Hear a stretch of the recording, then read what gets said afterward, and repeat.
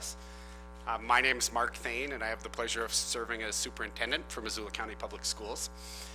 I suspect many of you, either as parents or staff or community members, actually attended some of the meetings that we had out at the building. So I'm not going to go to any depth to talk about background or why we're here, and we'll be launching into that in just a few moments. But I wanted to take a moment and welcome you and thank you for engaging in this work. We really believe that the only way we'll make the best decisions with regard to attendance area boundaries is if we have good public participation and if we're very transparent. We want to bring the best thinking of everyone to the table.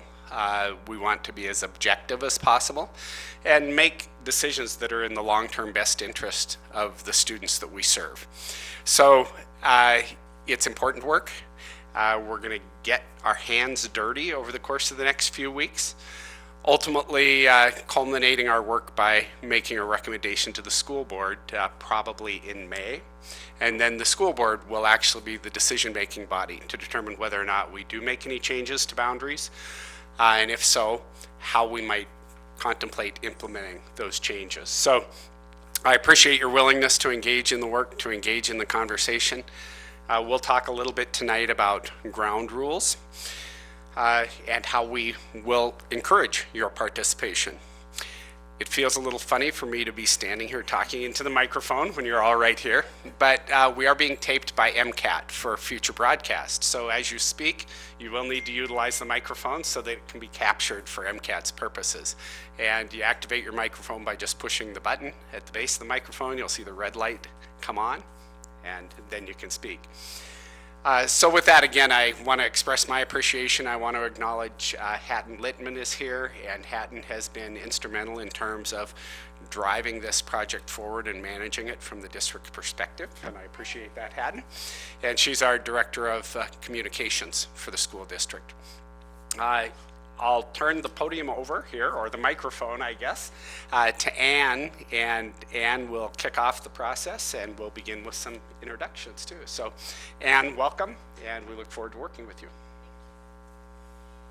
Thank you. For this part, I'm going to stand right here because it's difficult for those folks to see me when I'm talking and for me to see you as well because of the way that that's set up.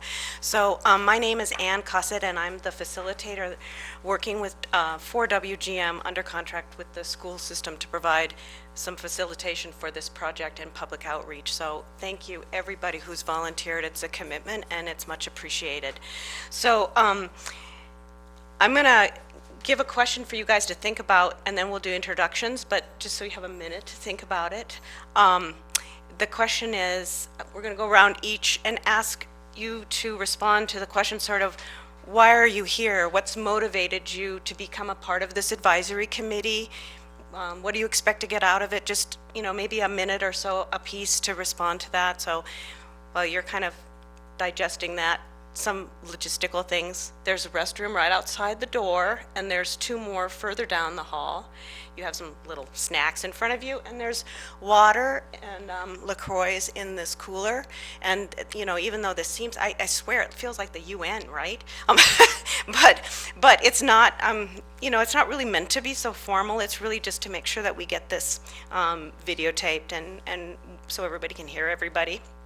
So bear with that formality, but if you need to stand up or go get a drink, feel free to do so, just like you would, in any other kind of meeting. This isn't that formal. You should feel comfortable to have this meeting, so thank you.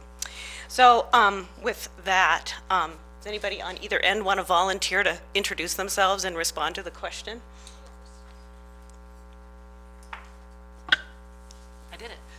Hi, I'm Brenda Sweeney. I am one of the special education coordinators for the school district. I support the elementary and middle schools.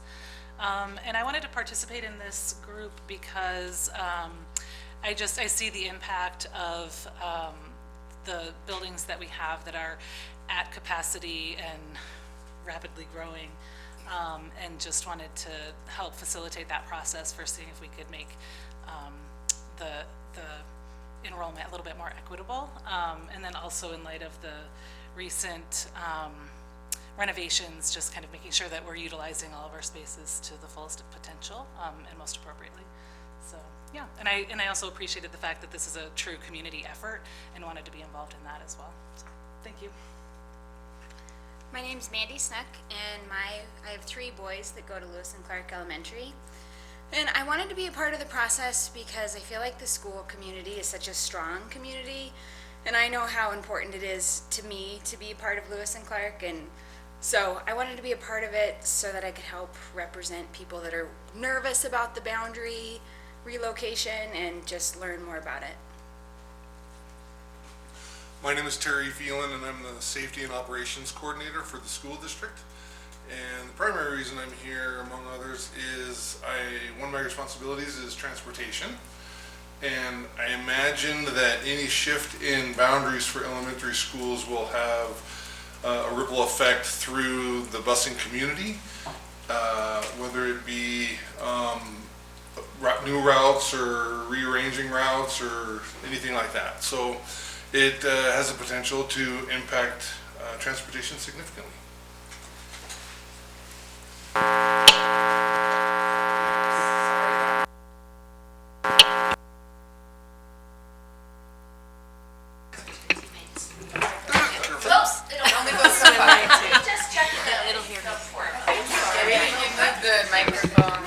Check this guy just a little. Yeah, that's still not. Yeah, that's good. Hi, I'm Sherry Henkel. I have 4 children in Missoula County Public Schools in 3 different schools, 2 in Hawthorne, 1 in C.S. Porter, 1 in Big Sky. I'm also a planning student at the university, and I have a class dealing with census data and demographics, and I'm really hoping to take these boundaries and use them for one of my classes and create some great maps and graphs and information and data that people can use. I'm Becky Sorensen, and I'm the principal at Hawthorne School. I've spent my whole career in MCPS, primarily in the elementary schools. I'm really proud of the work we've done over the years and the changes we've made, and I feel pretty strongly about keeping the character and integrity of each of the elementary schools because they all have something really special to offer. I'm Rachel Herring. I have 3 young boys. My oldest just started kindergarten at Cold Springs, and then the new Jeanette Rankin. And so I'm just interested in being part of the process to kind of have a voice for what happens with their schooling and our neighborhood schooling. I live in the existing Cold Springs neighborhood. I think it's okay. My name's Elise Guest. I'm the Executive Director for Teaching and Learning, and I grew up in Missoula and recently returned to be in this position, and something that's just been awe-striking to me is the community involvement, and so I've been very inspired to be part of this community team and to talk about these kind of community issues and questions.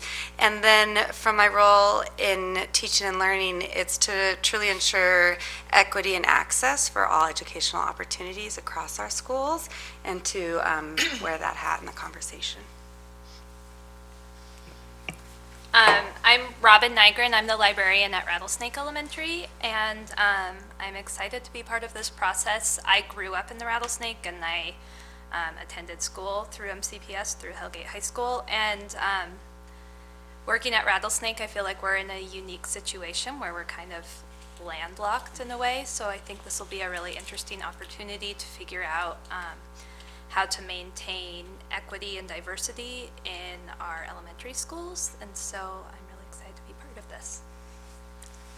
Hi, I'm Christy Shiel. I'm a parent at Rattlesnake School. I have 2 kids at Rattlesnake, and I also have a son at Washington Middle School, and then a 3-year-old who's en route to being a kindergartner at Rattlesnake. I am involved. I wanted to be involved in this advisory council committee because I have a lot of concerns over the long range sort of plan. I know that we've closed schools and moved schools, and there's been so much change, especially for the Rattlesnake community, and I know a lot of parents are concerned about that, and just ensuring that all of these things are taken into consideration so that, 5 years down the line or 10 years down the line, we feel like this is a solid plan. Good evening. My name is Walina Oldperson. I grew up on the Blackfeet Indian Reservation, and I came to school here at the University of Montana and never left. Decided to raise my family here. I have 4 boys in MCPS, 3 of them at Russell. We love Russell. And I wanted to be a part of this committee because I think representation matters. If we look around, I think you will understand what our students of color feel, and that's my sons. And so I just wanted to be here to be here for them. So I do a lot of work with inclusivity, and so I think this is just another, I have experience in that, and I wanted to, mainly at the University of Montana, and I wanted to be more involved with my younger boys, so that's why I'm here. Hi, my name is Ann Bates. I'm the administrative assistant at Chief Charlo Elementary, and I also have students in MCPS, so I get to wear that dual role of employee and parent. I have a 2nd grader at Chief Charlo and a freshman at Sentinel. I wanted to be part of this committee because I too am concerned about the long-term plans and long-range goals of the boundary, and then supporting each neighborhood quality that our schools currently have and keeping that, and also building for the future, the long-term plans.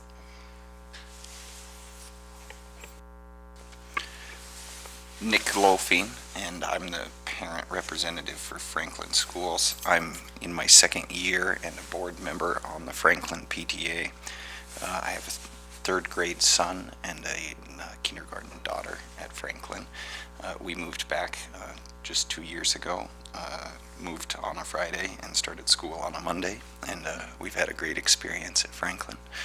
I'm generally interested and supportive of all things public schools, so that's why I'm here.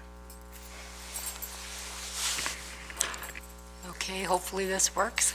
My name is Cindy Christensen. I'm the principal at Russell School, and I'm very, very proud of the elementary schools. I can concur with Becky. I think that we have a lot to be proud of in our elementaries, and I think we're all very different and unique and offer a lot to our community. Having said that, I'm one of the schools that has room to grow, and I think I have seen the impact of where leveling takes place and how it affects families and like the busing, and I'm really interested in having new opportunities to enroll new families because we're very proud of our diverse culture, and I think that having new people in our building would even add more to that. But I'm also interested in helping to make these transitions easier for families because I think through the boundary study and through just making things a little bit better and more fluid, it'll be a lot easier and have a better impact on some of our families as well. Hello, I'm Shirley Lindberg. I coordinate the gifted education program and also the English language learner program for our school district. And one of my roles as English language learner program is working with families, refugees who have recently moved and resettled in Missoula. And what I see happening is the families start in one place and then they move to another place that's more affordable housing, and then they have to move again with their daycare and they're in a different school. And so just really thinking about that angle for this and how can we make sure that once the families come that where they end up would be a little more consistent and not having to jump around again. So that's a big part of what I'm thinking of in all of this. My children also went to Chief Charlo and Meadow Hill and Sentinel, and I also work at all of the schools, so I kind of relate to the different cultures and needs at each of the schools as well. So I'm glad to be on the committee too. Hi, I'm Gabrielle Sather Olson. I'm a parent from Lowell. I also have a middle schooler at Porter, and I also am representing a school that has room to grow, so I kind of wanted to be here as an ambassador for Lowell, which has got great things going on. We have a new principal and we have a great community. I'm also interested in neighborhood schools. I'm a big advocate of neighborhood schools. We walk to our school, so I understand that value too. And I'm also in it kind of for the long game because I'm really curious to see or interested to see what we do with the middle schools. as a next step. So that's part of why I wanted to be involved with this.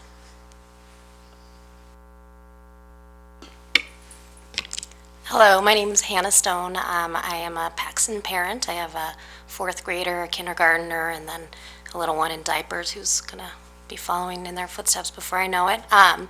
I was part of a parent focus group a couple months ago, and this topic came up, and it was really fascinating, and there was a lot of emotions behind it, even for a small group. I thought it was an interesting conversation.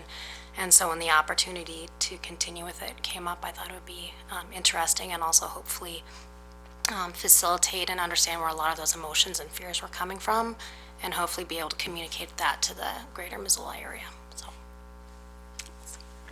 Thank you, everyone. Michelle is not here tonight, and she has a very interesting story. She brings the perspective of someone entirely new to the community, but she had a very compelling application, and she also is a federal employee who was unable to move because of the government shutdown. So that may be too much information, but that's why she's not here. So she will be coming, and shortly. So anyway, welcome, Michelle. So. I am going to just go through a few things here that hopefully you're going to be all familiar with because they were in the packet of material. So you have an agenda in front of you. We're already a little tiny bit behind schedule. We will start and end meetings on time. If, in fact, it looks like we have to go over for something, we will get we'll do a read-in to see how many people can do that. But our intent is to run these to be respectful of people's time. So what I was going to go over next is just basically some of the things that were in this participation basics. So as advisory committee members, you know the schedule. We should be done at least with the work that you're doing in these kinds of meetings on April 9th. You'll be making a recommendation to the advisor, or from your recommendation as an advisory board or advisory committee to the Board of Trustees. And then after that, they'll take it on, and the thought is that this will be finalized in May and notice going out in June. And all of these key points, time frame and process are all on the website. So the meetings start at here. These meetings start at 6 and will end at 8. I'm going to facilitate them, and so I often we have to keep moving on, and that's my job.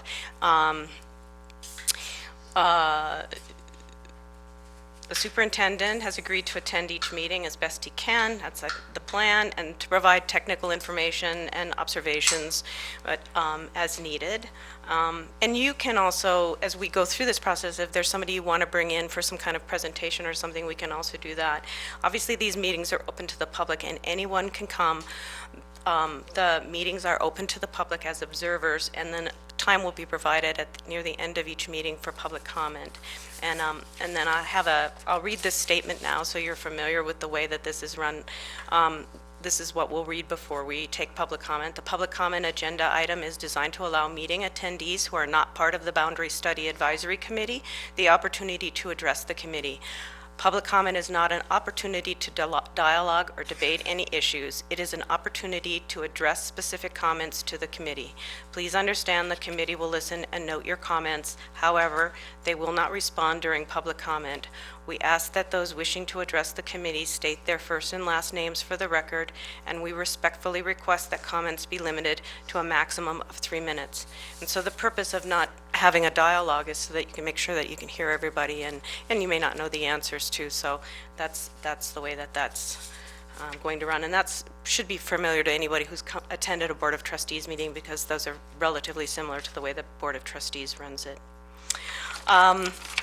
So your role as advisory committee members is to come to these meetings, provide advice on the boundary revisions, come prepared to each meeting, read the materials in advance, and probably in addition to all that, the most important thing you'll do will be to function as a liaison or an ambassador back to your communities, whatever those communities might be, as a parent, perhaps to the PTA and other teachers. It would be great if we did have that connection with the PTA so that you can not only represent your own ideas about what's coming, but be aware of other sentiments in your own community and try to at least bring those to the table if they aren't just yours personally.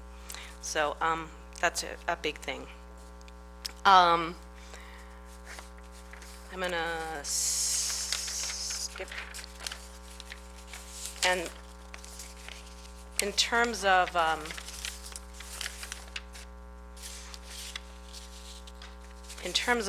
how you will arrive at recommendations, obviously consensus is great, right? But it isn't always possible. So where you can't get consensus, we'll do something called informed consent. And that's where basically you try to get people to agree, but if they can't go, yeah, I'm all for that, or yeah, they can go, I'm not going to oppose it. That I think it's a way to move forward. And so that's what we'll aim for. Less, we can't get to consensus. And I won't strive for consensus because it often takes too long. So we'll just kind of keep moving this along. And then in terms of the ground rules or the norms for how to participate, I think this is a group that I think probably understands this. Just listening to you speak, I can hear you, that there's a ton of thoughtful people in this room, and I'm happy to have that. And I'm sure you all will be too, because you need all the thinking you can get on this. So listen respectfully. Please share your thoughts. Speak one at a time. We don't need to convince people. Just say what you need, and people will take that in and make their own determination about whether they are going to be convinced or swayed or change their mind. Respect the time limitations, and please ask questions for clarification at any time. Does that make sense? Anybody want to add anything or change anything or different thoughts on how to do this? Okay. Well, we have, wow, now we're right on time. We're like ahead of schedule. So I am going to turn this over to Ryan Sadowski. So we have a series of maps that display current enrollment. And Ryan also works with WGM.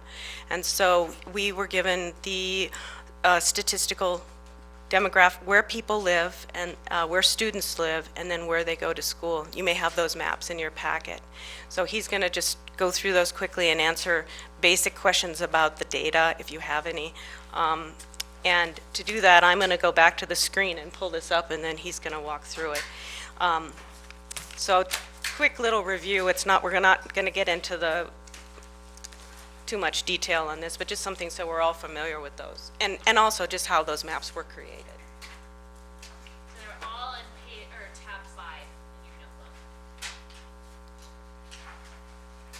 notebook. Good evening, everyone. As Ann said, my name is Ryan Sadowski. I'm a civil engineer with WGM Group, and I've been preparing some documentation and mapping products for this project. So the first thing that we'll be going over is the data of the current enrollment as of fall of 2018. And so it looks like we're just getting that up on the screen here now.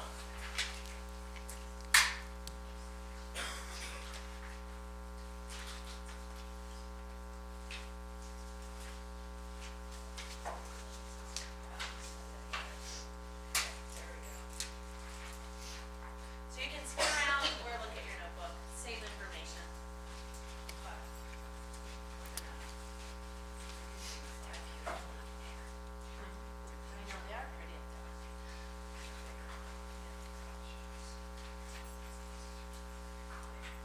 Looks like, okay, perfect. So this first page, I'm not sure if it's the same page of what you see on the screen, just a little bit of a introductory page. If everyone's ready, the second page is going to display the current boundaries as they stand now, which I'm sure many of you are familiar with. And it looks like doesn't display quite right on the screen, but I'm sure it's all correct in front of you guys.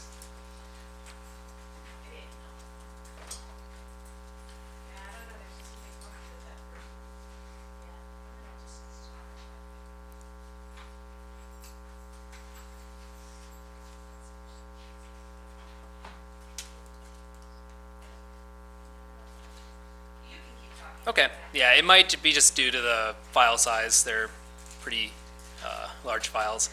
So this first page shows the current boundaries. There's legends on the bottom right of which of those colors are for each of the elementary schools within Missoula County District. The next page is more of a descriptor of where each of those students live in accordance to what school they attend. So you'll see that there's going to be a disparity between what some students which live in a boundary for one school but attend a school outside of their boundary. So you'll see a kind of a mixed match of colors, but you see how these clusters, for the most part, follow the boundary of where the students currently attend school. Following this page is going to be a series of 9 maps which are for each elementary school. So starting with Chief Charlo, it's displaying where the school property is located, and each of those black dots are for the students that are enrolled in that school. So you'll see that with the orange color there for Chief Charlo is the boundary for that school. There's several students that live within Jeanette Rankin and even up toward Russell. And there's also accompanying with that a table which shows a little bit more granular data of what that enrollment looks like as far as what the total enrollment is, what the percent capacity is for each of these schools, as well as some of the data as that involves where those students live within their boundary and what school they attend. And so you can go through all these maps, and you'll see that there are some schools which are fairly balanced as far as how many students are attending within their boundary and live in that boundary. But there are other schools that do have more of a situation where some students live outside of their boundary but attend that school. Yeah, go ahead, Mark. Just a couple things that I would clarify if you're still on the Chief Charlo map. Somebody, when we were doing introductions, referenced leveling, and I want to make sure everybody understands the terminology that we use. So we have state accreditation standards that come into play with regard to class size. So kindergarten, first, and second grade classrooms, by state standard, are supposed to be limited to 20 students per classroom. At grade 3, that transitions to 28 students per classroom, which is consistent also at grade 4, 28 per classroom. And then grades 5 through 12, it's up to 30 students per classroom. So a couple things that Ryan has identified here. The legend on the Chief Charlo map speaks to school capacity, and Chief Charlo is listed being at 82% of capacity. We essentially are basing capacity in each of our schools as 500 students. And the way we calculate that is if you were to have 4 classes at a grade level, at each primary grade level, so 4 kindergartens, 4 firsts, 4 seconds, you'd have 80 students at each of those grade levels. When you transition that group to 3rd grade, then 3 classrooms at 28 has a capacity for 84 students. So we would have 3 classrooms at 3rd grade, 4th grade, and 5th grade. And if you just do the math with 80 students per classroom roughly and 6 grade levels in a building, kindergarten through 5th grade, you'd come up roughly with 480 students. If you fill up those additional slots in the upper grades, you get about a capacity of 500. All 9 of our elementary buildings, once construction's complete this year, will have capacity to have 21 regular education classrooms, 12 at the primary grades, 9 at the intermediate grades, capacity of 500. A couple things about Ryan's map. He pin mapped every student based on a geocode that's assigned to an address. Some of you referenced that you have multiple students within a building. You're going to see a single dot because your dots are going to be stacked on top of each other. So one dot might represent 3 students in a household that are living in that residence attending that school, but it's going to look like one dot. So you can't go around and count the dots and get the accurate count. The leveling situation. So if a school or a grade level is completely full, there have been situations in the primary grades where we'll exceed standard. We'll go to 21 or 22 students in a classroom in order to keep those students in their neighborhood school. When we do that, we're obligated by state statute to add para-educator time, essentially a teacher's aide, into that classroom for an hour and a half a day for every student over standard. So we do that fairly routinely around the district. If we have even more students than that allows, then oftentimes we level students, which means we'll actually bus them to a neighboring school and they'll attend school there until such a time as attrition opens a slot in their home school. Generally, those students and families are then given the option of whether they want to move back to their neighborhood school or stay in the school that they're attending. So leveling is essentially students who are moved from their neighborhood school to a different school at the district's initiative. In addition to that, we have some students that might be voluntary out of area. They may, for one reason or another, choose to attend a school outside their neighborhood. Maybe it's across the street from a grandparent who provides daycare, or maybe it's just across the street from a daycare. So they can apply to that school, and if there's capacity, that school may accept them as a voluntary out-of-area student.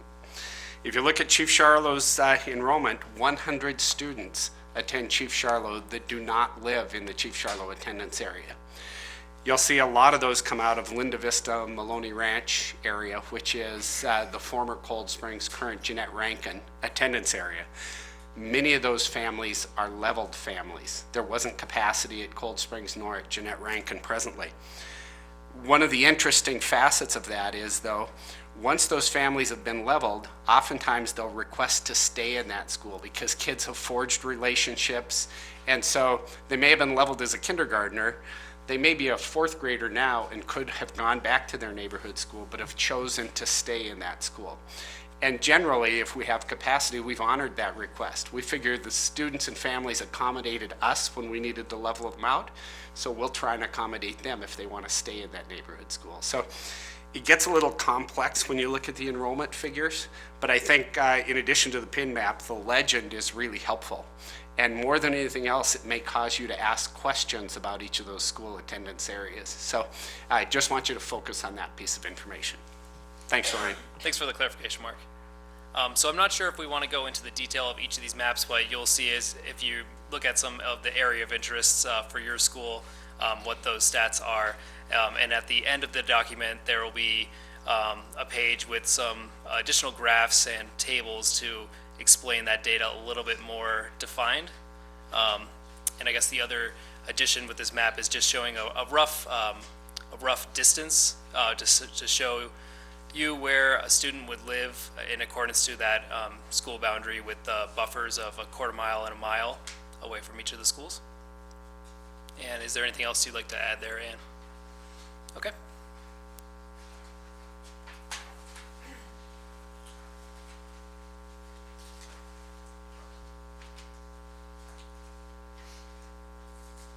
Yeah, we couldn't figure out how to work that. Be at the podium and do this because of the way that it's set up tonight. Okay, well, thank you. So we're a little bit ahead of schedule, which is a good thing because that actually was my goal, because when I set up this schedule originally, I thought that, in fact, this discussion about criteria for boundary recommendations could take a while, and I wanted to make sure that there was plenty of time, so that's why that's good. But before we go into that, I just want to transition a little bit between, okay, so this is current data, fall, right? But obviously, we're going to be looking at the future enrollment projections, and the school district has contracted with a firm that does this all over the country, and they use all kinds of data, not just census data, but all kinds of data, and they are producing that right now. And so before you meet the next time, that we will have those data, and that will be, you know, obviously a focus for the next meeting. So anything you want to add, Mark, on that?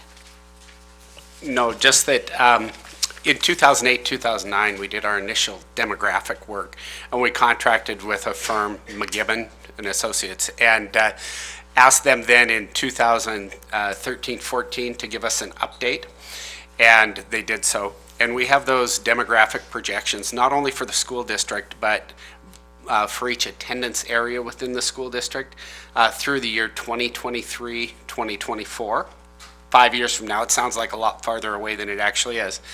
And one of the requests we've made is that we extend that work out another 10 years so that we get a view through the 2030 school year. So that data is being worked right now.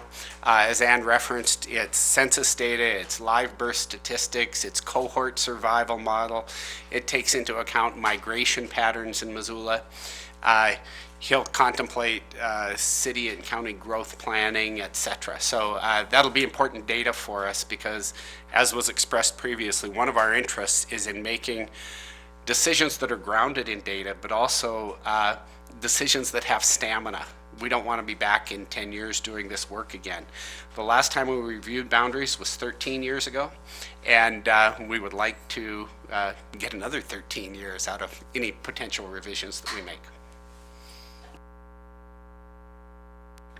So thank you for that. And the other thing to be aware of that the school has done to kind of ground truth to some extent, that the data that will come from McKibben and Associates, we held a focus group, a one-time 90-minute focus group with with about a set of 8 questions, and we invited people from the public and private sector who are involved in development in some way, shape, or form. So there were representatives from the city, from the county, from the planning departments, from their public works departments, from Parks and Rec, from the bike ped coordinator, and then a private sector developer who's done residential work, a real estate agent. I think that's mostly it, but the results of those have been done, and they will be, a summary of all that will be posted on the website too. So that's just kind of another background piece for you to be aware of. It's in their binders. It's in your binders. Perfect. So you can read those quick summaries. They're really interesting. So with that, just a little more context for that. So the next thing on the agenda is this criteria for boundary recommendations, and you would have in your packet, I don't know what tab it's in, but I think 2. 2. It looks like this. So it Sorry, not 2. 3. Right after your agenda. Has everybody had a chance to look this over? I mean, I'm happy to walk through it, and so just raise. How many would like me to walk through the whole concept of this? I can do that. I'm just going to do it then. So, so I'm a planner by trade, and so I do strategic planning for organizations, and I do land use planning as well. And I also have done facilitation at the state, local, and federal levels for all kinds of different projects. And so whenever a decision is going to be made, particularly by a group, I always recommend that there be some solid criteria so that you can weigh how well the options meet the objective. And so this is a draft. This is essentially information on how to do that. So some of the things in here is in terms of a framework for selecting boundaries are essentially given and not subject to change, and one of those is are the goals and objectives. So the goal and objective, the goal of this study is to balance the building utilization and reduce overcrowding in schools. That's a basic fundamental purpose of this boundary study. And as part of that, the following objectives are desired: allow room for growth at each school, minimize the need for future attendance area adjustments, at least within a 10-year window, adhere to state accreditation standards for class size and school size, which Mark just went over, and impact the least number of students in the short term. So we'll say negatively impact. Everybody be happy for positive impact, right? So, and then the next thing in this list are guiding principles. So the school district went through a very rigorous project, which was to plan ahead for their facilities. And there were a number of guiding principles, which are also on the school, on the district's website. And there must be like 30 of them. But of those 30, there are these 5 that are directly related to the process of looking at elementary attendance boundaries. So these are verbatim, except where I've put something in italics. Schools are sized to support effective collaborative teams of 3 to 6 teachers / staff per grade level in elementary and middle school or in grade level houses, career pathways, or academies in high schools. B, schools are geographically dispersed to maintain flexibility regarding changes in enrollment over time. C, schools are located to support walking and bicycling to school, maximizing the number of students within 1/4 to 1/2 mile of elementary schools. Note, this is a note though for this. It's by talking about being able to maximize the number of people within 1/4 to 1/2 mile, especially if they're walking or biking, you need to consider major geographical features such as roads, rivers, railroads, trails, sidewalks, and topography that may affect the safety of students walking or biking to school. So obviously a major road crossing is a barrier.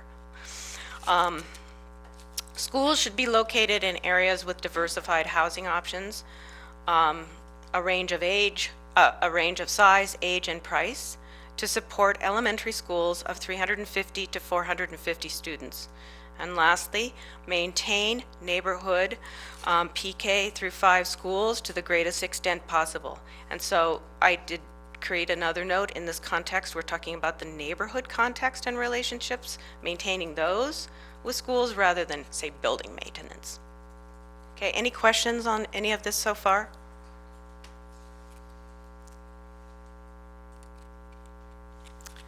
Okay. So the task at hand for you all is to develop the additional criteria for guiding boundary changes. And before I go into that, there's one other category called procedures, which in the original handout, which I sent out earlier, was referred to as policies. But in fact, these aren't policies. They're not adopted yet. They're not policies, so we're calling them procedures to differentiate them from policies, like school adopted policies. So, and the difference between them is in the criteria, these are criteria by which you make a determination about where we're gonna, should we be changing a boundary? Where should the boundary be? The procedures are things that can mitigate the effect of those boundary changes, such as, well, what I think we refer to it in here as grandfathering. My child is going to the school now, but now that the district's drawn, or the boundary for the elementary attendance boundary is drawn differently now, they might be going to a different school. Wait a minute. And so those kinds of things are what we call procedures. And I'll walk through those too. In fact, I'll just walk through the procedures next because I'm not, and we may get to procedures tonight, but the main focus will be the boundary criteria. So procedures are things like treatment of grandfathering in current students and for how long you would do that. So that would be a discussion about at least the length of time. Treatment of siblings who haven't entered school yet, and for how long. So if my big sister is going to, Charlotte, but now I have to go to and I'm in a kindergarten, now I have to go to another school, should we try and keep all the kids in the same family going to the same school? And then the criteria for access to special programs with the goal of equality of access.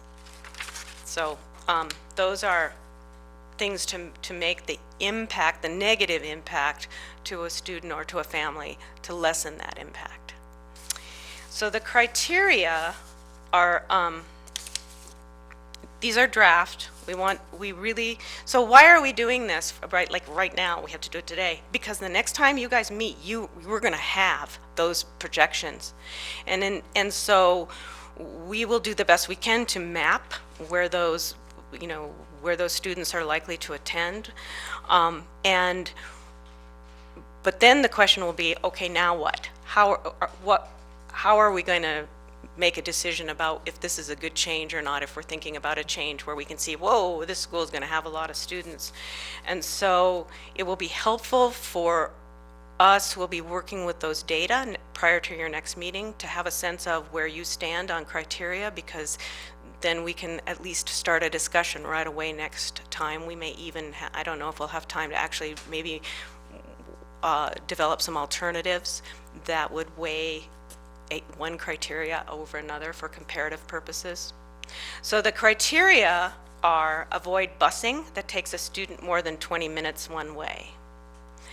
Transportation goals, values around busing and logistics. Consider the effect of middle school placements. And equity in schools in terms of socioeconomic mix, student achievement performance, special programs without excessive busing or disruption to neighborhood cohesion.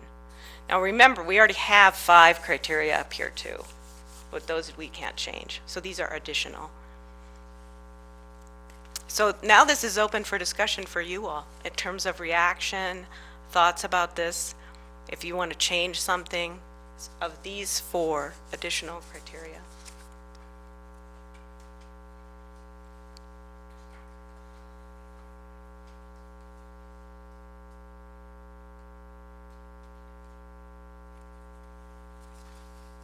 I've got a question. Do we know how much it costs the district to do the busing for leveling purposes currently? I'm looking at Terry and he's avoiding making eye contact with me. We do, and again, it's a little complex, so there's not a simple answer, but I'll tell you what happens. And Terry can correct me if I misspeak on any of this, but we actually purchase bus routes, and we purchase most of those based on time, and we have what we call a tiered system of busing. And I know I'm getting in the weeds here, but I'm going to try and explain this as best I can. So we're technically 2 different school districts. We're an elementary district, K-8, that serves basically the city of Missoula proper. We also are a high school district, 9-12, that has a separate school board, a separate budget, and different geographic boundaries. And we serve the entire county with the exception of Frenchtown in our high school district. So what happens is buses leave the garage, some of them at 5:30 in the morning, drive to the outer reaches of the county and start picking up high school kids. They come into town and they drop at the high schools at like 7:20 in the morning. Then they go back out, and the middle school boundaries are much more confined.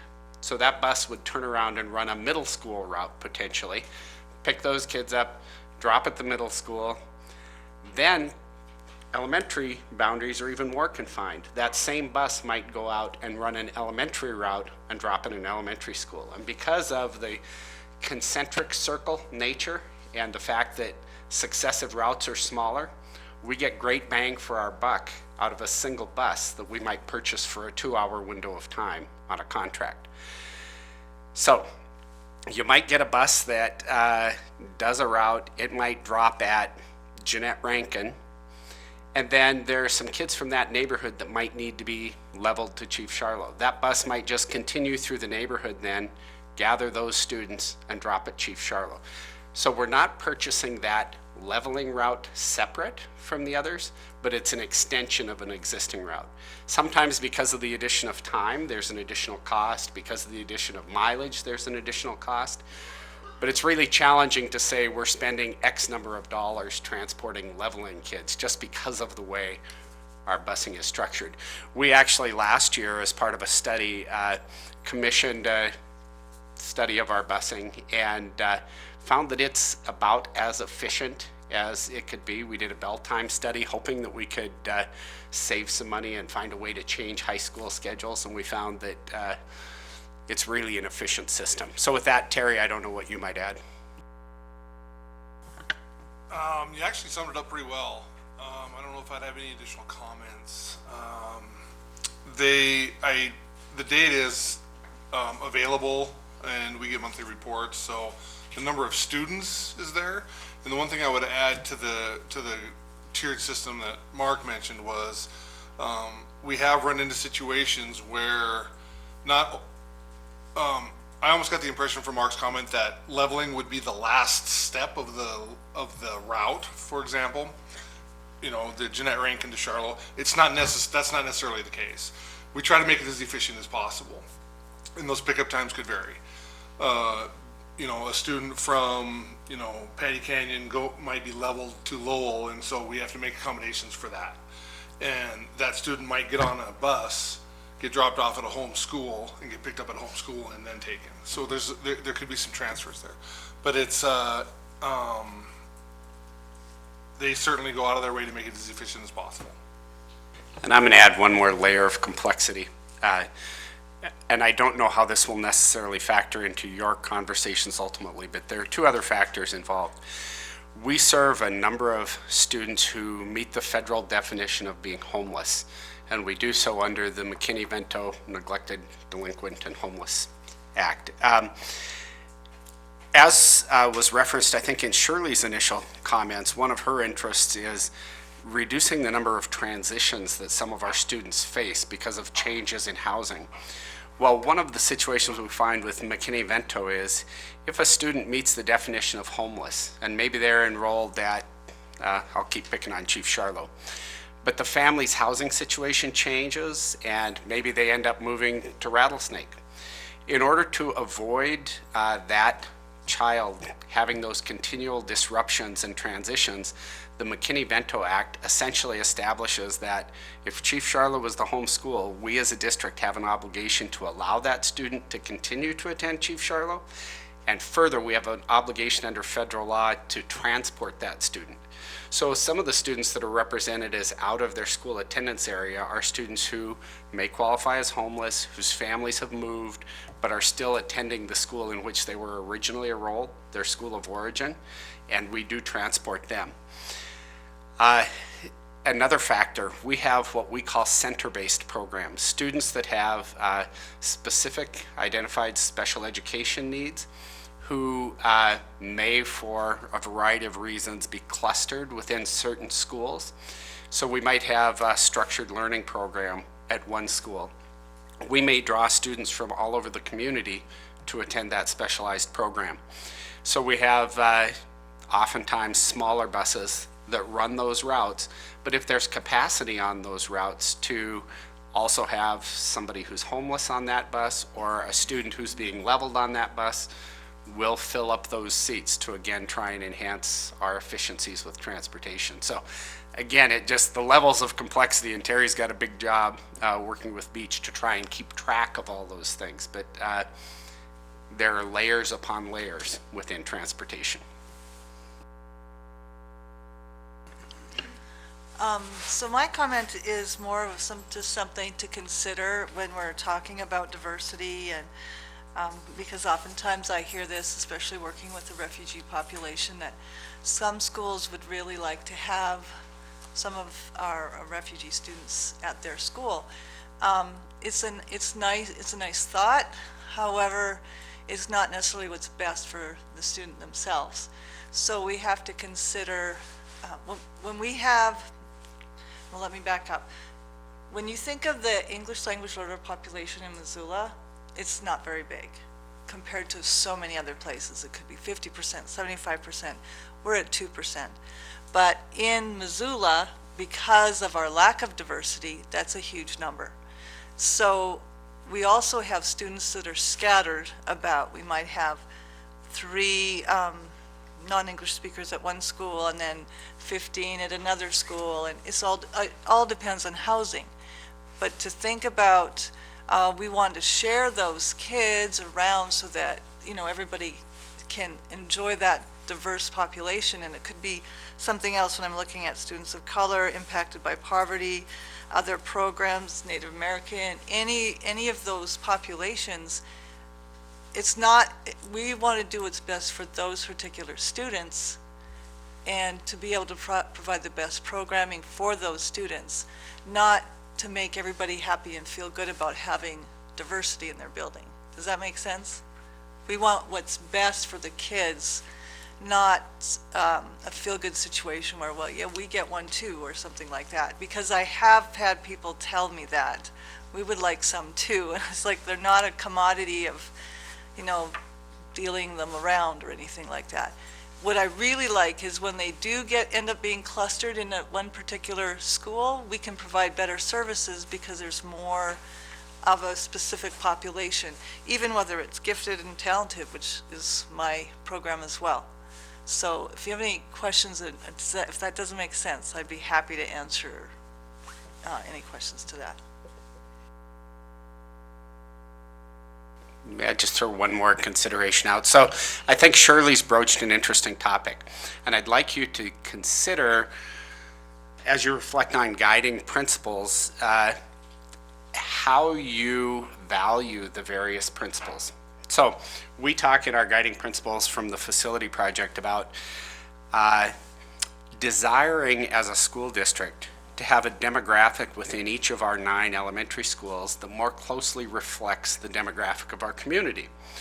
And you could do that by considering a variety of populations, but we talked in terms of housing stock based on age, size, price, which might lend us to have a greater demographic mix in each of those buildings. But when I say that, my personal feeling, something that you as a committee would need to weigh, is I personally would not be interested in busing kids out of a neighborhood school or past one elementary school to another school to try and achieve that mix. We're not talking about the traditional big city busing to achieve diversity, in my mind. I think we're talking about, do we craft neighborhood schools, and can those boundaries potentially flex to provide us that demographic mix? But not to say, well, we want to, as Shirley referenced, distribute our students so that everybody experiences the richness that diversity can bring to a school, but to do that at the expense of taking kids out of their neighborhood school. So how do you value one guiding principle over another, is my question.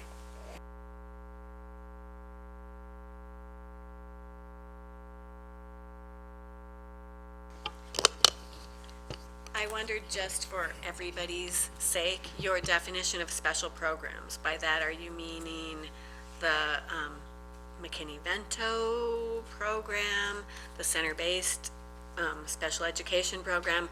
Exactly what does special programs mean?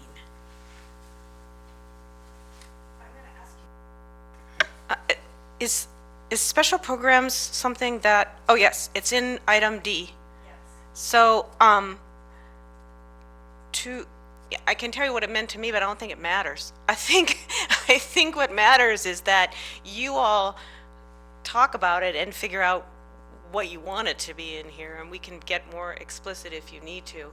I don't know if Mark wants to add something on that. But to me, when I wrote it, I can tell you what I thought, because I've talked to some other staff, teachers, and they talked about programs that were things like after-school programs, those kinds of things. They also talked about, they talked about special programs. Because I don't live here, I live in Helena, they didn't mean anything to me, but they sounded like almost like special curriculum. Maybe your program's gifted and talented, and it sounds like maybe not every school has, just like you said, there's different clusters of programs at each one. So that's what I was getting at special programs. I would encourage you to use the most broad definition, Becky. So I think everything from Title I programs, after-school flagship programs, morning move, special education programs, specialized curricular programs, dual language immersion, STEAM programs, IB programs. There's the whole gamut. And again, I think one of the questions about boundaries is certainly access to all programs, but again, where do you value that in terms of the criteria? What takes the highest priority? So that would be the way I'd reflect on it.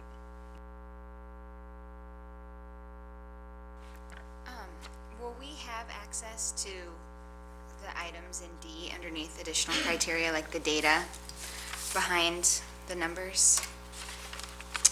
There, as far as, the averages and goals numbers that go with those items?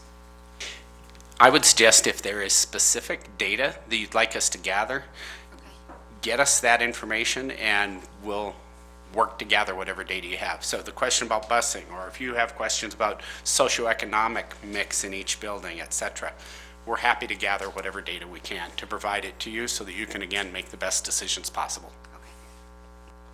So is there anything in particular now that you especially want?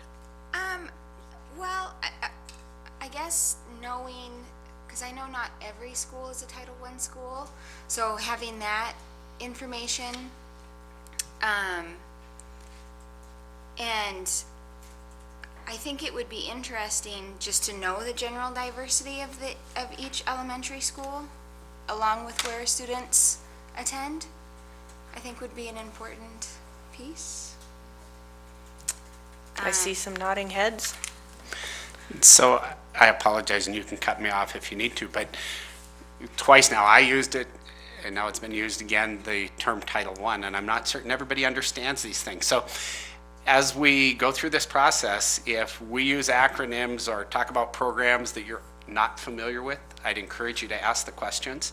So really quickly, I'll just mention Title I. It's an important program for the district. It's a federal program based on the percentage of students within a school community that qualify for federal meal assistance. So either free or reduced breakfasts or lunches. We have 9 elementary schools. 4 of them qualify as schools that receive Title I funding. And the way that happens is that school's percentage of students who qualify for meal assistance needs to exceed the district's average. So our district average is 42% of our students that we serve in Missoula County Public Schools qualify for federal meal assistance. The schools that receive Title I services right now are Franklin, Lowell, Hawthorne, and Russell. And you'd find that across the district, the percentage of students within any school that qualify for free and reduced meals is less than 20% in our, I don't know how you'd quantify that, our least impacted by poverty school, and more than 80% in those schools that are most impacted by families that might experience poverty. A question about data. I was wondering, would it be possible to have data on the percent of kids who bike or walk to school within each school? Or does that exist? That would be more challenging, but we do. Informal. Yeah, we could probably do some observational data or such. Yeah, that's tricky. During bike walk bus week, you know, they do some tallies, et cetera, and we might be able to get some of that data, but that's a point in time. Right. I'd suggest right now there aren't very many kids biking to school. Yeah, good question. It would be interesting too, though, Sure. as well, just to, for our purposes, but also just to see what some of those barriers are, you know, for kids. And then I have one last thing. I was wondering, the buildings that are not utilized right now, like Mount Jumbo, and I know Prescott School's kind of off the table, but some of these other schools that are not being used, is this going to factor into what we decide here? Is there any knowledge that we will gain during this process that might help us inform our decision or our recommendation? Another excellent question. In addition to the 9 elementary schools that we're operating, we own other properties in the elementary district. 2 were just referenced. One is Mount Jumbo School, which is out in East Missoula. Another one is Prescott School, which is in the lower Rattlesnake. We also own the Whittier School, which is currently used for Head Start. The old Willard School was an elementary school building. We're in the process of converting it to the high school district and just built the new alternative high school program there. The former Cold Spring School is an elementary district property. We have some vacant land. I'm looking at Pat. Are there any other elementary buildings that we're not currently using? Oh, Emma Dickinson School is used as the Lifelong Learning Center, and that's an elementary school building. Cold Springs. I mentioned Cold Springs. I think that's it. But that may factor into the discussion. I, at many of the parent meetings, commented that, again, Rattlesnake presents interesting geography to us. And East Missoula students currently attend Rattlesnake. So I think we'll want to disaggregate the Rattlesnake data look at what the enrollments are out in East Missoula, what the long-term projections are, and if in fact there's consideration of utilizing Mount Jumbo, for example, as a potential solution, I think that's fair for discussion. There will be caveats, of course. Our budgets are capped.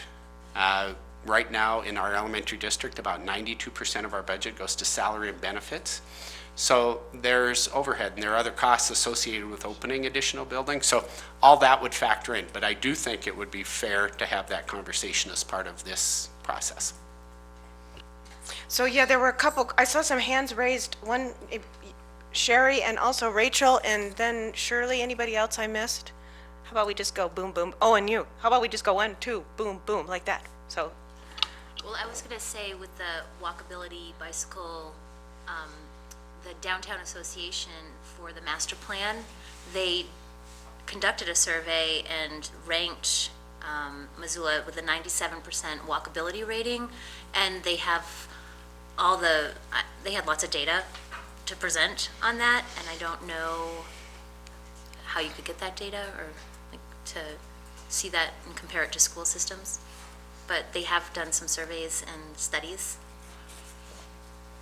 And then Becky, or no, it wasn't Becky, it was, I'm sorry, Rachel.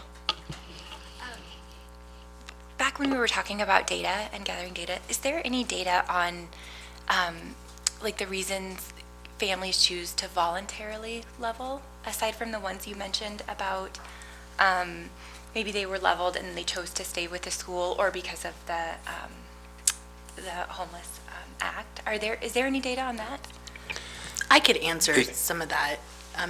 Families are leveled because, for a couple of reasons. One, they move to a school, and then our lovely administrators have to have that delicate conversation of, I'm so glad you're here, but we don't have room at our school at this time to accommodate your students or all of your students that are coming, but there's this amazing school down the street that can. So we get them busing, we get them their accommodations, and you may have a first grader that they start with, but there's a kindergartner coming the next year. And so they decide to stay at that school because their first grader has come, and now their their kindergartner is coming, and they want their siblings at their school. And so they do an out of area request and go to that building administrator and elect to stay at that school and go through the approval process to stay at that school. So therefore now you have this group of siblings that are attending this out of area school. So that is one election process to that. So, and I'm sorry, Mark, did I cut you off? Oh. I would just, in answer to your question, Rachel, parents who elect to voluntarily or request voluntary out-of-area placement fill out a form, and they do state a reason on the form. So I think it would be possible for us to go back and look at the forms and see what we determine as potential reasons. I know you all are busy, so I don't want to give you more work. Do you know any of the, like, are there trends or are there major considerations that you know of? Just I would just say anecdotally, there are 3 things that I think are primary factors. I think Ann hit on one, and I would say akin to that is you've started in a neighborhood school, you move, but you don't want your kids to have to move, so you request that they get to stay in that school, and that happens frequently. Daycare options also influence that sometimes.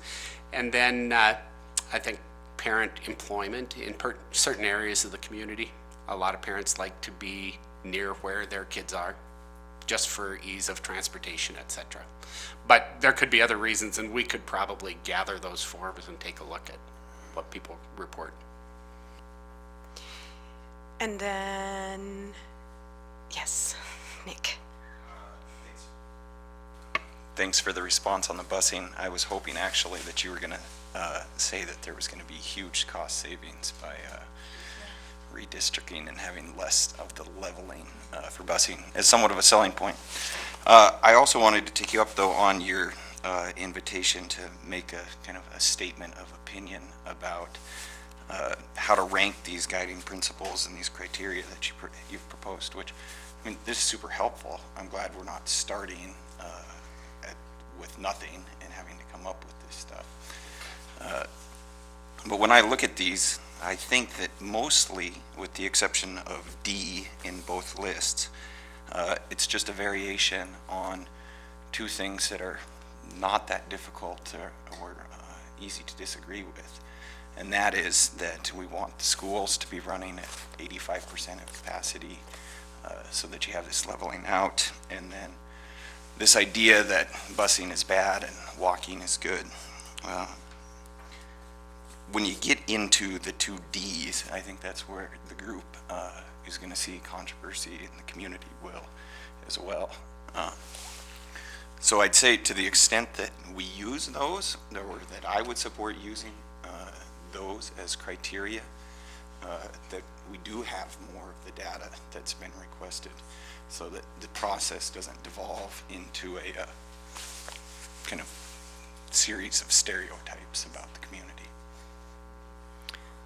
So those two are, repeat them again, because you talked that school, the first one was schools should be 85, aim for 85% capacity, and that biking and walking are the preferred and busing less so? That's my paraphrasing of what you were saying? Busing bad, walking good. They're even better paraphrasing.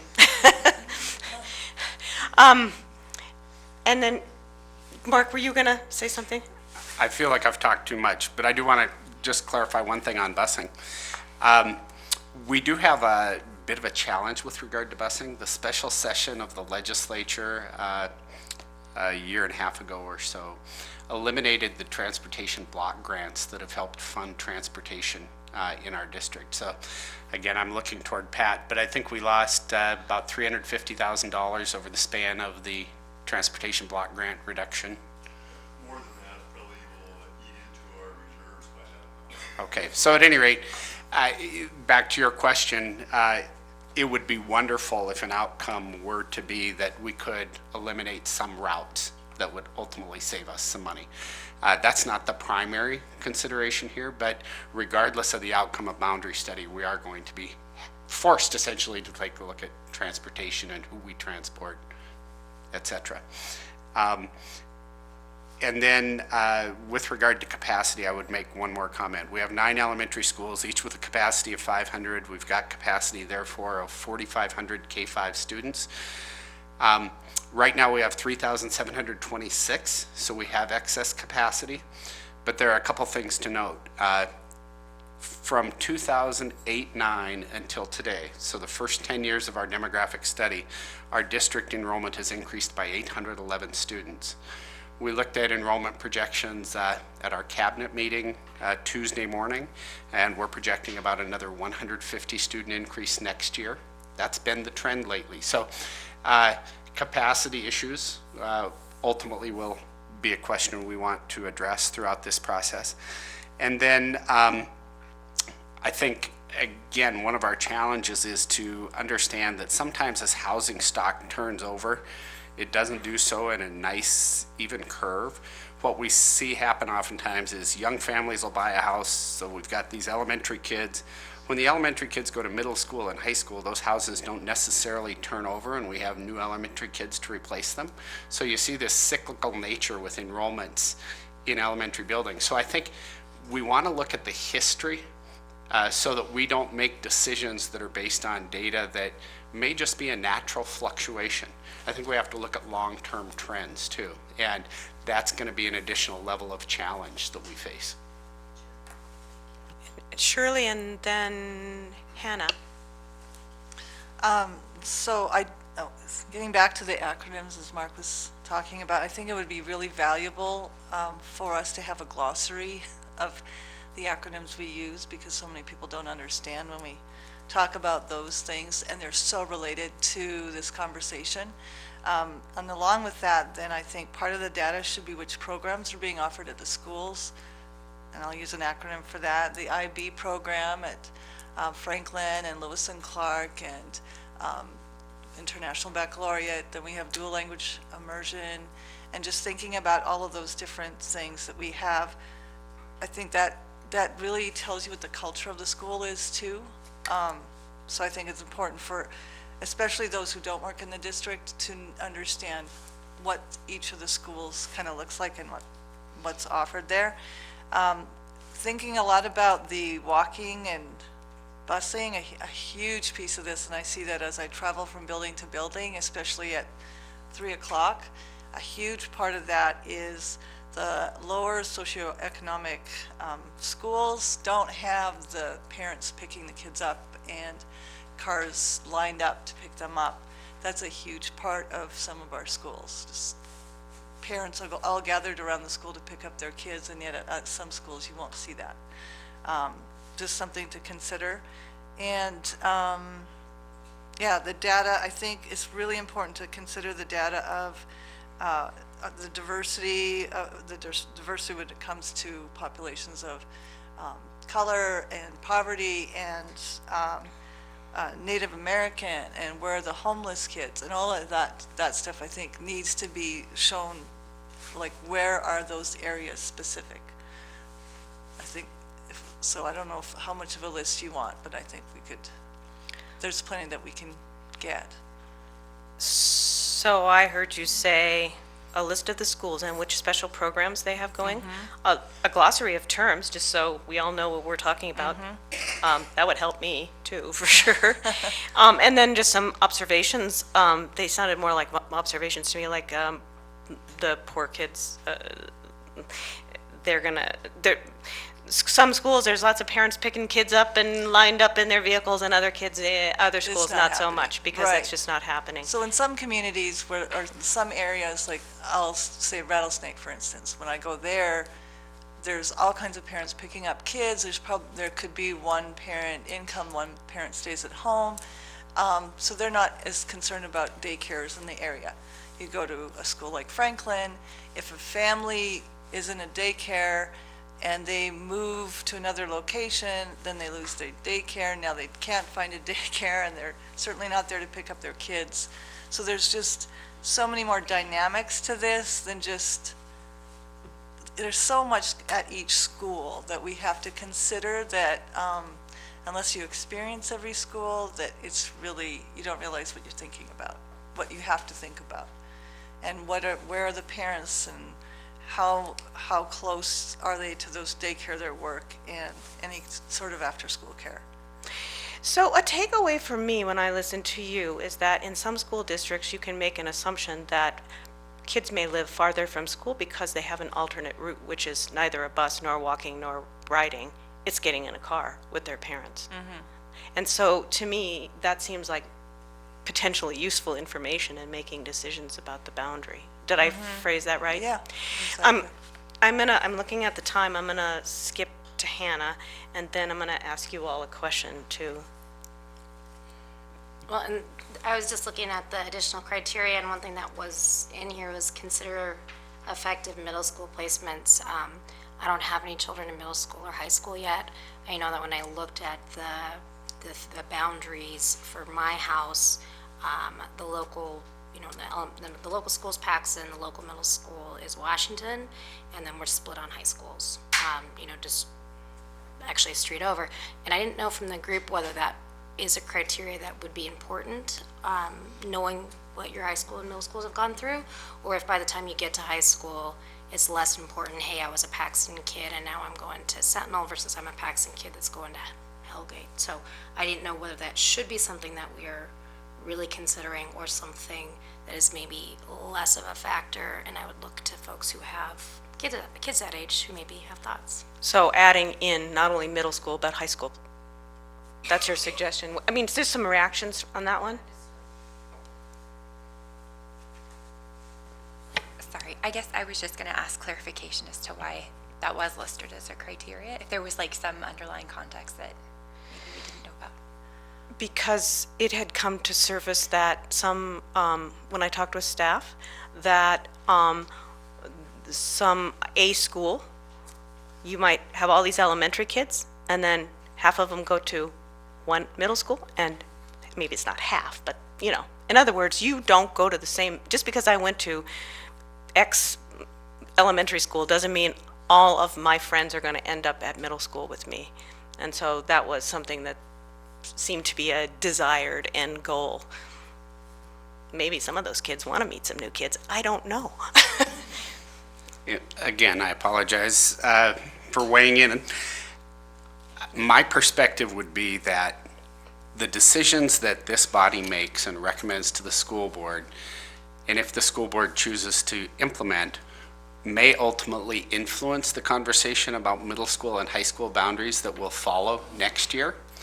But I don't think your decisions should be based on middle school boundaries presently, because quite honestly, those could be changed in a subsequent process. So I think our charge is, let's focus on the K-5s, but understand that your work may inform the discussion that will ensue with regard to middle schools and high schools. That sounds like a recommendation to delete that as a criteria. How do you guys feel about that? I see some people nodding, but seriously, this is one of those things where it would be good to like have a discussion if you disagree, because I saw some nodding heads. I didn't see anybody else. Yes? I think just even to be able to, for everybody to know right now which elementary schools feed into which middle schools and which middle schools feed into each high school, so that people have an idea of what that looks like. So you're saying it might not be a criteria, but you need the information. I think people, I know what the information is, but people need the information. Is it helpful if we put that up on the screen right now visually while you're on this topic? Does anybody have heartburn over deleting item C under additional criteria right now? No. Okay. I was under are the high schools open enrollment? They're not, okay. That was a misconception I had.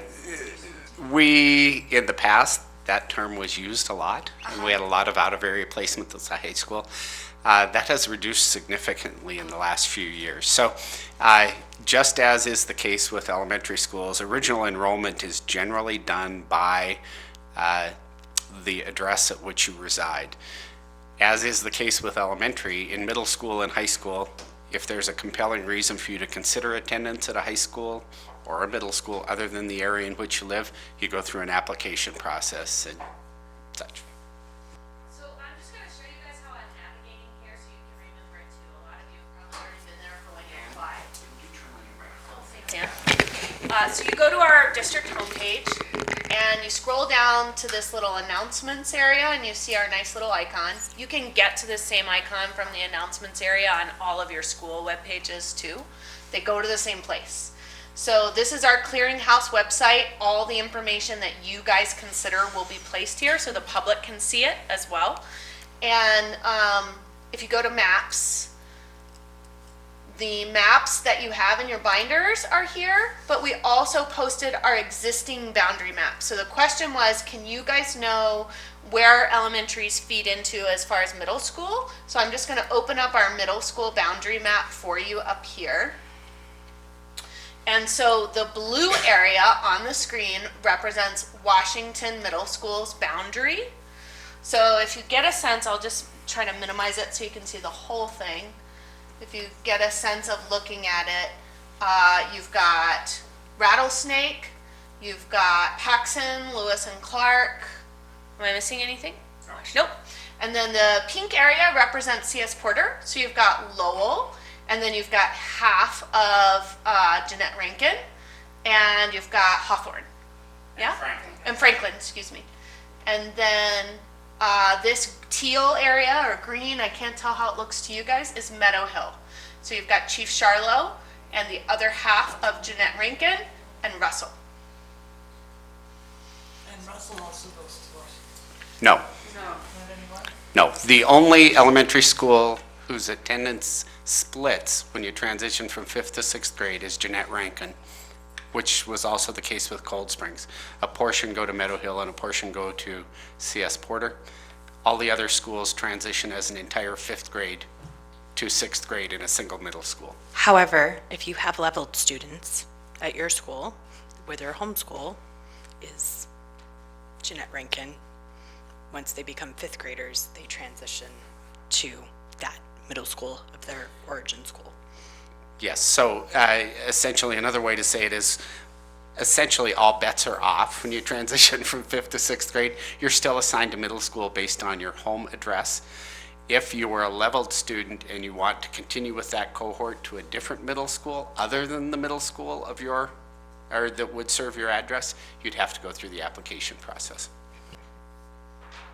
And just so you know, if anybody really likes big visuals, this is the same thing you see in your binder, but this is our elementary district right now. And if you want to take poster size version to brainstorm on, there are plenty of copies. You can take multiple copies if you want.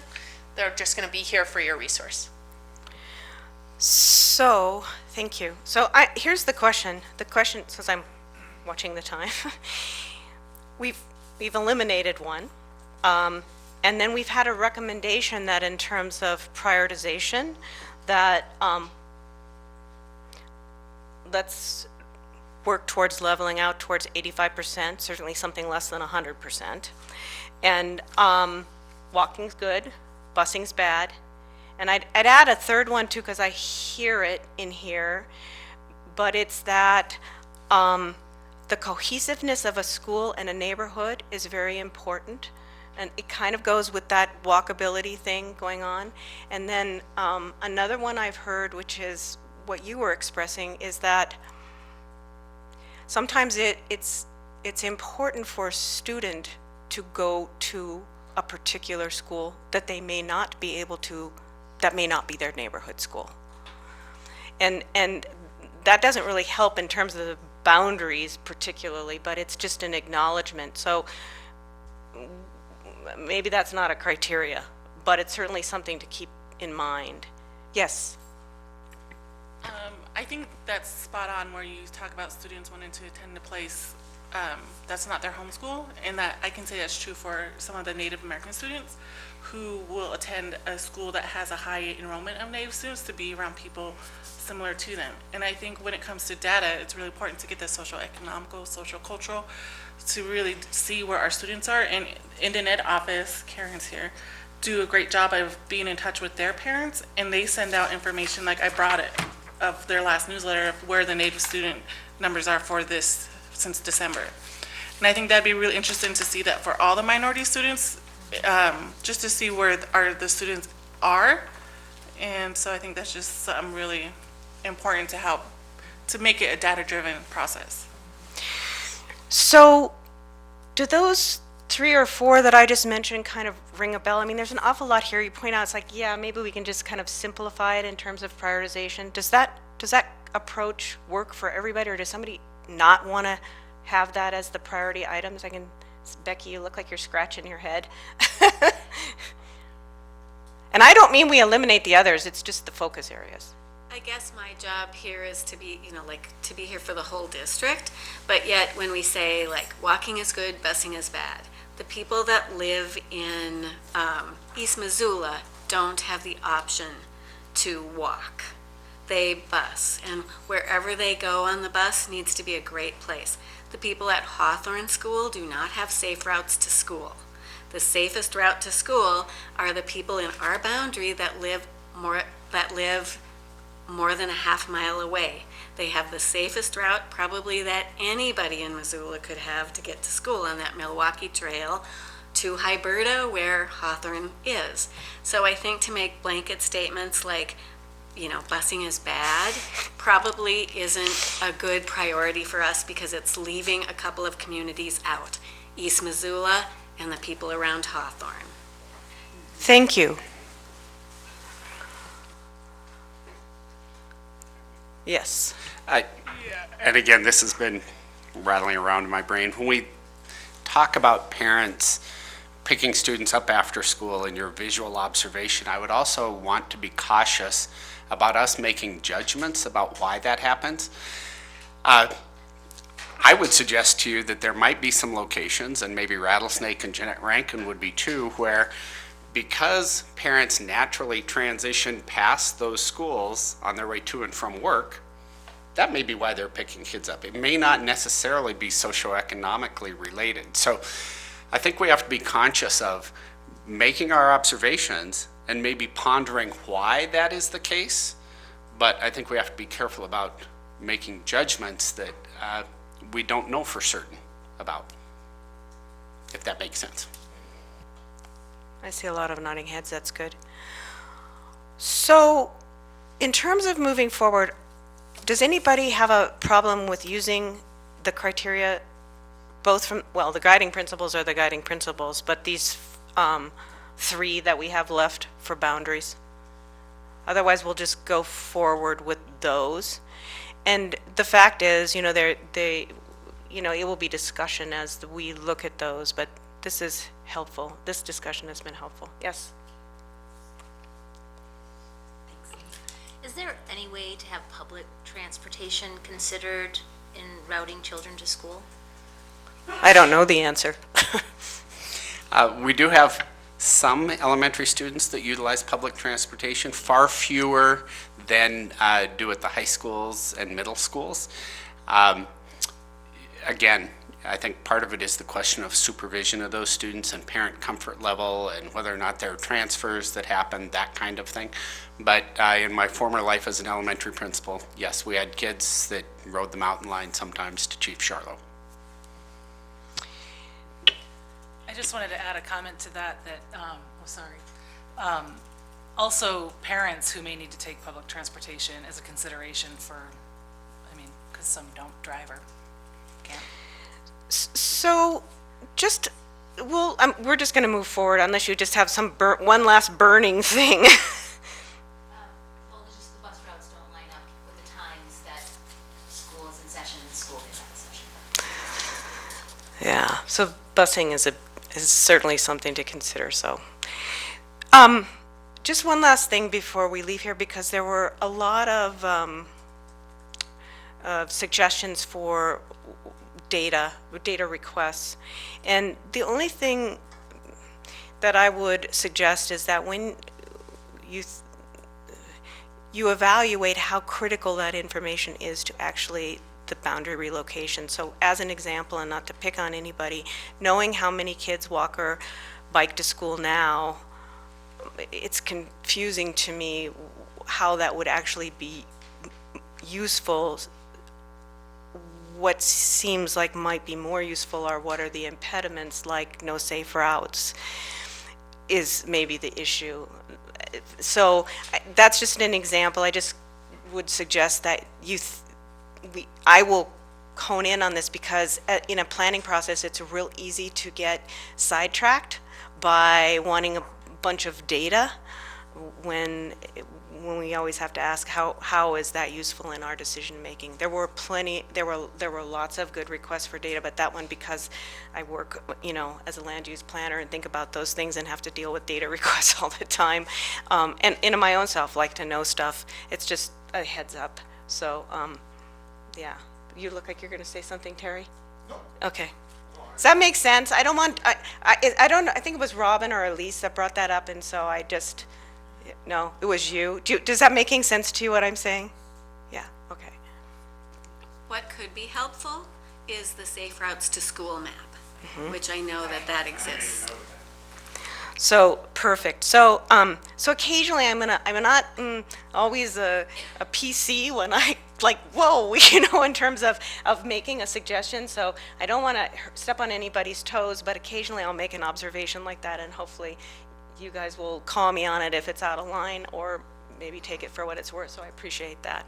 So the next thing, so now what we'll do is we'll take this, we have confirmation on the criteria, and that will be exceedingly useful when we move forward. And it will be something that's posted online, and you can share with your PTA and other people in the community, saying this is how we're going to make decisions about whether a boundary change is going to be a good change or not. So we'll look at these criteria. And of course, the bottom line, how will it level out the attendance?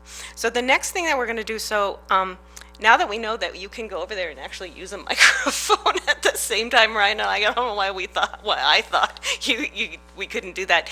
But Ryan's been working on an interactive map application for comments that's geo-specific.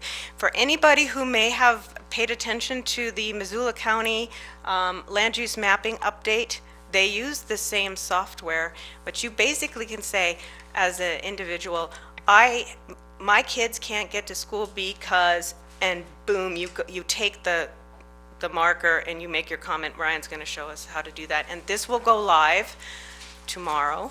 We will be announcing it and having it available for people at the open house. Absolutely.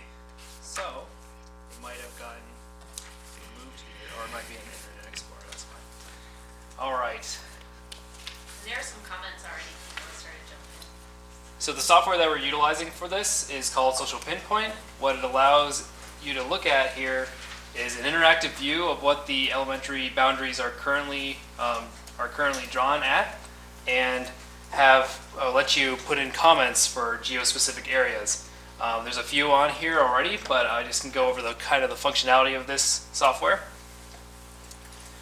When you're on this home page, if you have a concern, and the two categories that we currently have are boundary adjustment concern or physical hazard concern, you would zoom into the area with the mouse wheel to where your concern may be, and maybe it's here on the corner on 39th. And if you think that the sidewalk in this area might need some improvement for walkability, you simply click and drag the marker to that location. It will then prompt you with additional information for what that question is. In this case, it would be, what special physical or hazards do you see on your child's route to school and the boundaries of your school? And you might have a comment about that the sidewalk is not suitable. You simply then put in your email, whatever that might be, and you agree. Add comment.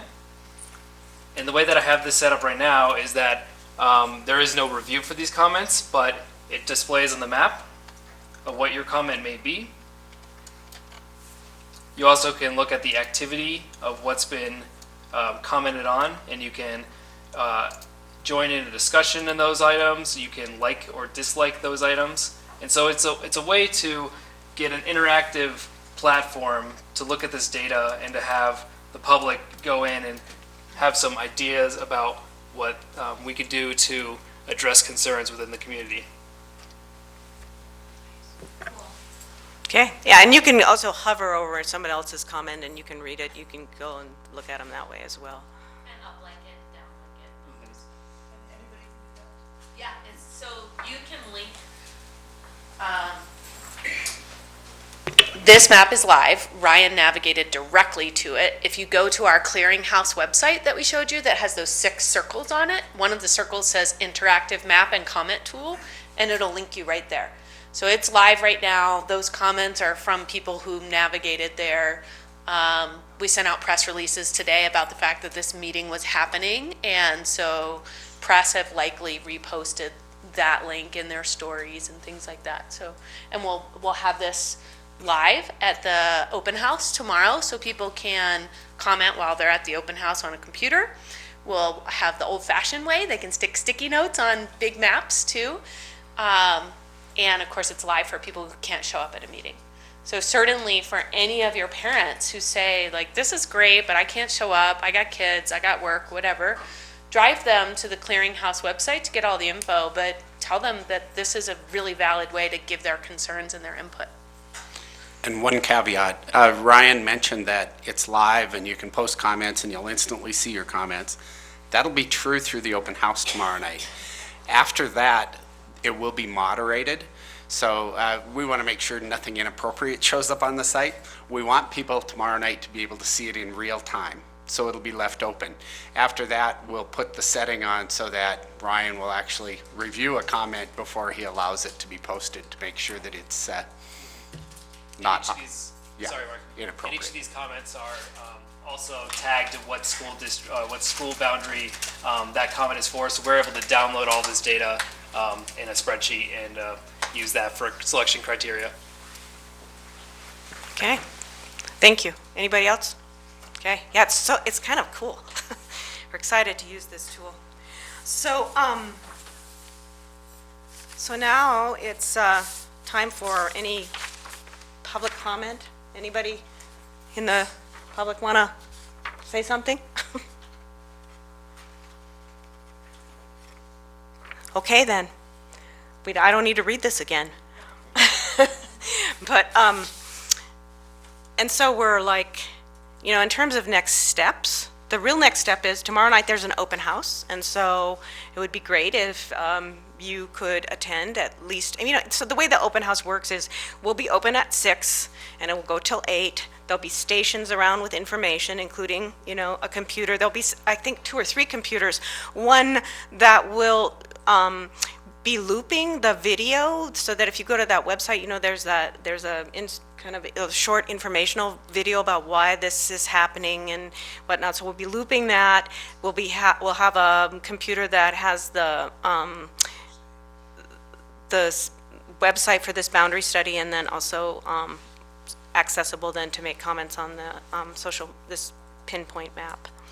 So after that meeting is over, so what we'll do, it's really set up very informally. There'll be staff there to listen, to ask questions for clarification, but mostly, again, if you know the answer, they will know the answer, they'll happy give the answer. But but mostly it's to listen and to get comments. And so we won't be having a note taker per se, but we'll get together afterwards and share what were the key things that we heard and what are the takeaways. And also there'll be comment sheets available for people and different ways to comment, including on this, and then just forms, and we'll have at least paper and crayons there for kids. I figure some parents might bring their own. So just to clarify, tomorrow night, 6 p.m. at the Missoula Food Bank. That's where we're having our first open house. And we're going to see how that location goes to determine the next few. It's a nice central location, and they have a beautiful space. So it's a good time to bring people into this really amazing new Missoula landmark. In addition to the things Ann already described, there will be poster-sized versions of the map set that you have in your binder. And we'll have people stationed who can answer questions similar to the ones you guys asked tonight. Help me understand what this data means. Why are there some kids who live outside of the boundary but go to this school? Things like that. So lots of listening, but also if people have sort of factual questions about what they're looking at, we'll have staff there that can help decipher it. Any other thoughts? Well, I would turn that question to you all. Other thoughts? I've got a question. Can you explain again what it is that this firm that you've contracted with to provide the data for the next meeting or the report? What exactly is that again? The name of the company? No, the content. McKibben, what are they doing? What are they doing? They're making projections of student enrollment until 2030. That's what they're doing. They're doing the student enrollment projections by the schools. And maybe while Mark's showing the example, are you concerned about their statistical methods? Is that the kind of detail that you want them to be able to describe? Because that's part of their scope of work, is to help explain how they came up with these numbers. That's gret, but that's one step farther than I was taking it. Okay, I was got just it. not clear what they were providing heck to is us. it? Yeah. Student enrollment, so that, we're not doing this boundary study at a point in time, which is 2018. It's into 2030. So you do have to crane your neck for this one. Sorry, guys. Going to the MCPS website, if you go to the Initiatives tab and go down to Smart Schools 2020 Bond, we had a similar launch page with the portals, just as we're developing for the boundary study. And in the historical documents portion, there is revised Missoula 2012-13 enrollment forecast. This is some of the work that McKibben did for us previously, if it loads. There it is. So I showed this at most of the parent meetings, I think. It gives us year by year enrollment projections at K-5, 6, 8, 9, 12. If you get into the weeds, it goes eventually school by school. Chief Charlo, here's what the projections are for a 15-year period, etc. So he'll be revising this work and presenting it through 2030. So you'll have access to that data. Quite honestly, our experience with the data has been that we see the district data is pretty good. So if you go to 2012-13 and look at the high school projections, and you compare it to our present enrollment, he was off by 1. Now, the elementary and middle schools, we've grown faster than he projected. He projected that at this point in time, we would have grown from 8,600 kids to 9,050, and we're actually at 9,172 as a district. So at any rate, district-wide, we're getting good data. As you start disaggregating it by school building, it's a little more challenging to be accurate, because when a baby's born, and 5 years from now, we know that child's going to be in kindergarten, we can project fairly accurately what our enrollment will be. We don't know if he's going to be at Lowell, Franklin, Chief Charlo, Lewis and Clark, where. It's a little bit of a guess at that point. So he looks at housing trends, he looks at the census data within each school district attendance area, et cetera, to try and refine those projections.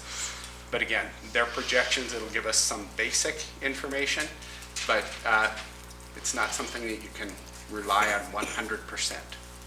And if anybody's eyes get googly just looking at big spreadsheets with lots of numbers, another thing WJM will be doing is plotting those on maps so you can see it visually too, similar to the map sets you have now. Yeah? Okay. So that's just like for people who process information in multiple ways. Don't get intimidated by lots of charts with numbers. Other questions, thoughts? I just want to offer a suggestion, and I'm going to go to the computer to do it. So Ann, you'll turn on the mic.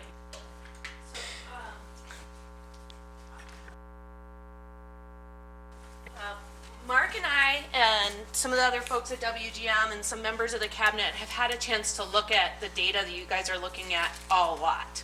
And you're just seeing it for the first time tonight. So I'm going to navigate back to the data set you've just got tonight. And I think there's a really interesting page at the very beginning. I think that drilling into each school and looking at where the kids live is very, very important. But we were just reflecting on this as a cabinet, and I think it's just a reflection exercise for you. So this is the maps that you have printed in your binders. And we'll see if they load better here versus your thumb drive, Ryan. We'll test on which one shows up better. The second page of these, where you see all the little colored dots at a city level view, this guy. Whoop. Doesn't want to scroll, but you get the sense. This is the one I'm talking about. I think it's an interesting reflective exercise to just spend a little time looking at this from a 30,000 foot view and get a sense of where overlaps happen or where kids are commuting way far away from their home to get to another school across town. And it brings up interesting questions to give you a sense of the 30,000 foot view of our current reality. And you have a blank version of this in a poster size if you want that too. But I just want to offer that as a reflective activity to really help you zoom up, 30,000 foot view, kind of look at what's happening in Missoula. And I know you guys have asked for a ton of data to help you also understand what's the story behind these kids and these populations. But I want to offer that as a reflection point for you as committee members. Did I state that effectively? Okay. And if I could add my final comment, I think, for the evening. One of the goals or purposes of this evening was to help you start to develop some background knowledge. I think what's important is not necessarily that you have the answers, but that you start pondering the questions. And if there's anything that we can do over the course of time through this process to help you clarify your questions or get answers to your questions, we want to do that so that you can contribute productively to the conversation. So I brought a stack of my cards tonight, and I'm going to put them by the maps. And if you want, you can take one. You can also navigate to my email from the website. But if you have those questions, or if there are things that you think would be helpful for you to understand, to develop background knowledge, don't hesitate to reach out.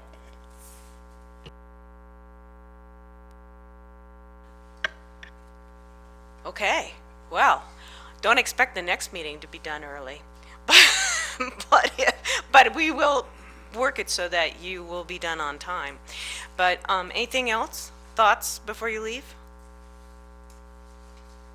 Okay, well, hope to see most of you tomorrow night. Float in for a little bit for that open house. That would be great. Get back to your PTAs, and thank you. Thank you again for being the member of the United Nations of the Boundary Study.